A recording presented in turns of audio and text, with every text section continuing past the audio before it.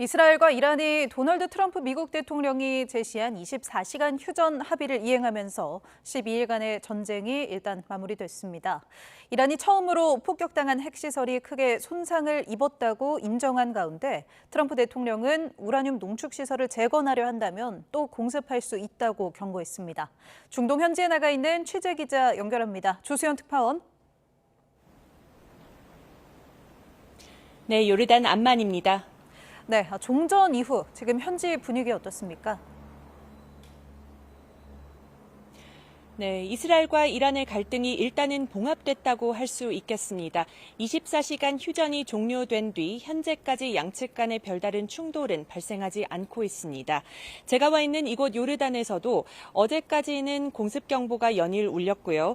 또 미사일이 날아가는 모습이 포착됐지만 오늘은 잠잠했습니다. 앞서 휴전이 발효되기 전 이스라엘과 이란은 막판까지 공습을 주고받아 양측에서 사상자가 속출했습니다. 또 이란의 12시간 휴전에 이은 이스라엘의 12시간 휴전, 이 단계적 휴전이 시작된 뒤에도 양측은 소규모 공격을 주고받았는데요.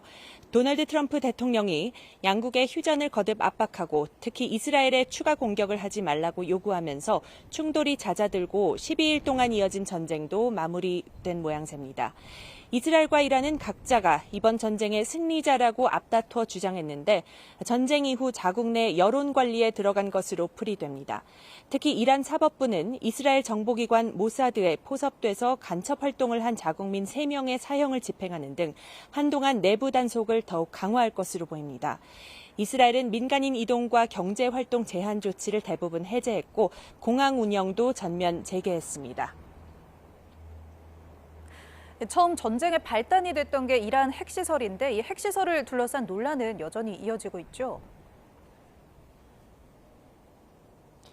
네, 그렇습니다. 우선 트럼프 대통령은 이란의 향후 행보에 따라서 추가 공습 가능성도 배제하지는 않았습니다.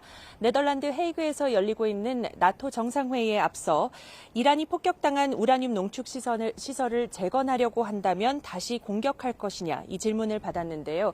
트럼프 대통령은 물론이다라고 답하면서 다만 핵시설의 내부가 완전히 무너졌기 때문에 가능하지 않을 것이라고 말했습니다.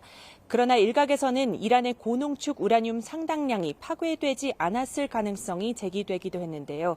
이런 가운데 이란은 처음으로 핵시설 피해를 인정했습니다.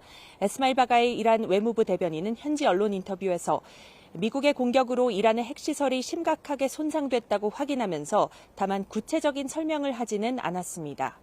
이란은 핵무기를 개발하지는 않겠다면서도 평화적 핵 프로그램을 중단하지 않겠다는 의지를 분명히 한 상황입니다.